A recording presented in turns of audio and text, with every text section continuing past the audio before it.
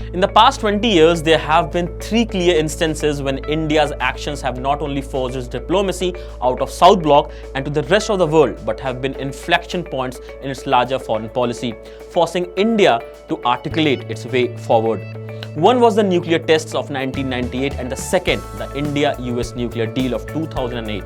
The third was India's decision on August 5 to nullify Article 370 and reorganize Jammu and Kashmir. Hello and welcome to yet another episode of The Handshake. My name is Amal Chaudhary and today let's talk about how India's foreign policy has seen a major shift in recent years.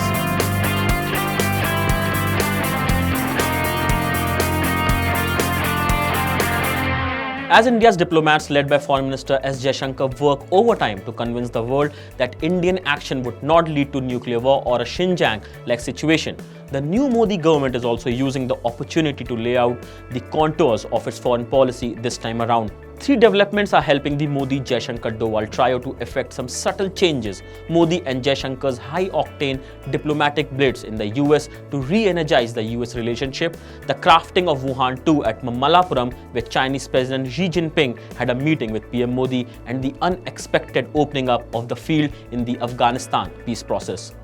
The post-370 diplomacy has by and large completed its first phase, with the general report card being sought or favorable to India by governments, less so by the media or civil society.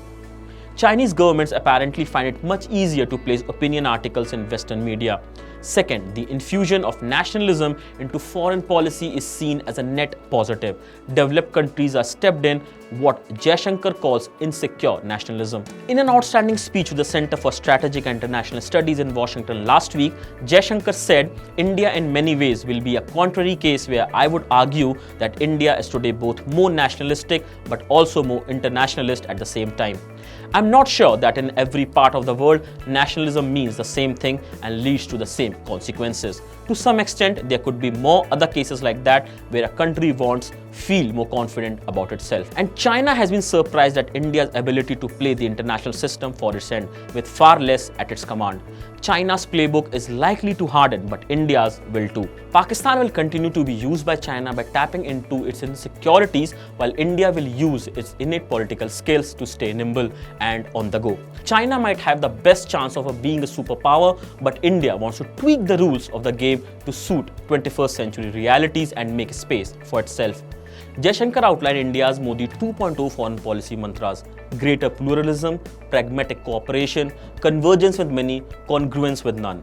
Not purely transactional, but accommodation, nationalism and internationalism to coexist. In this intensively competitive world, India's goal should be to move closer towards the strategic sweet spot. Even as we look at an era of more dispersed power and sharper competition, the way forward is more likely to be new forms of accommodation rather than pure transactions. So this is it from this episode of The Handshake. Thank you for watching, and for more such videos, keep watching My Nation.